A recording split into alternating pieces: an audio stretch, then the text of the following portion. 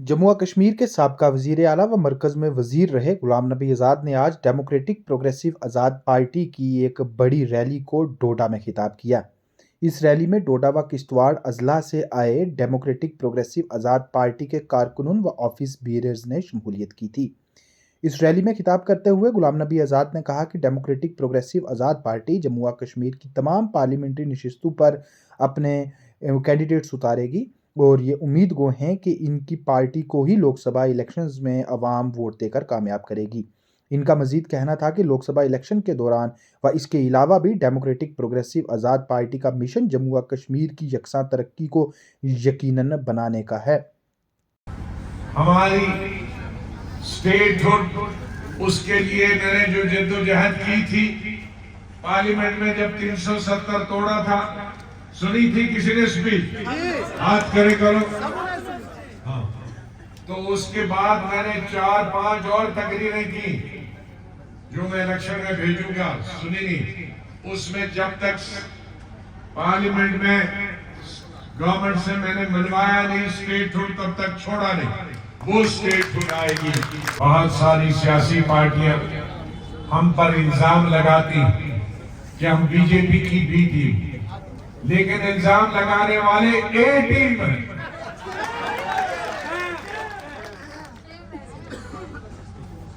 ये मुझसे पूछे, बीजेपी की हुकूमत में, अटल बिहारी वाजपेयी की हुकूमत में मंत्री मैं था या कोई और था? कौन था? अब ए टीम कौन हुआ?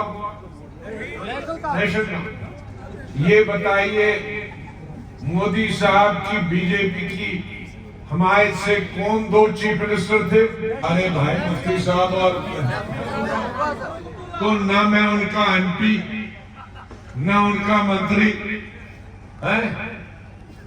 अब मोदी साहब रोए जब हम पार्लियामेंट से नहीं गए, तो अच्छे के लिए कोई रोता है, बेईमान के लिए तो कोई रोता नहीं। ये तो अच्छी बात है।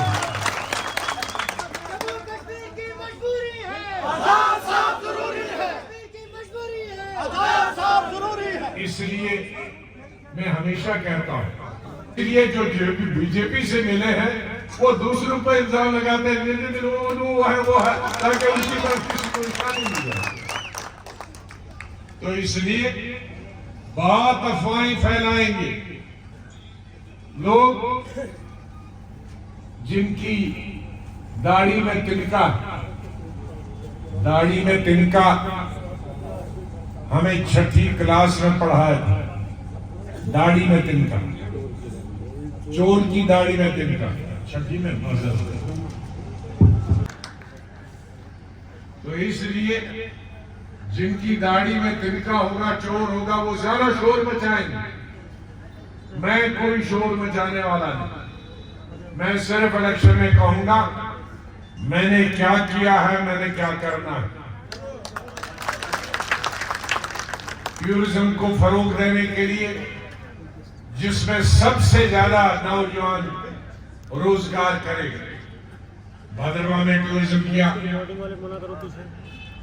कश्मीर में टूरिज्म किया, यहाँ लाल दमन के लिए ये सड़क 1 साल में बनाई और 17 साल लगे। डीसी साहब को मैं मुबारक देता हूँ, किसी लीडर ने नहीं पहुंचाई, उसने 5 किलोमीटर पिछले 3-4 महीने पहुंचाई।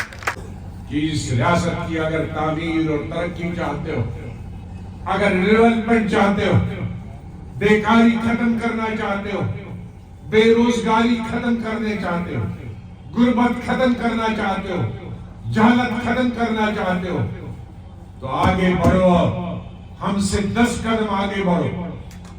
मैं पिछले 1.5 साल तकरीबन 500-600 पब्लिक मीटिंगें की।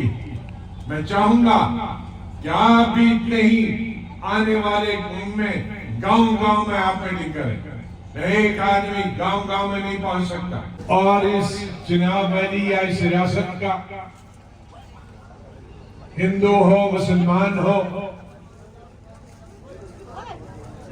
सिख हो, ईसाई हो, गरीब हो, अमीर हो,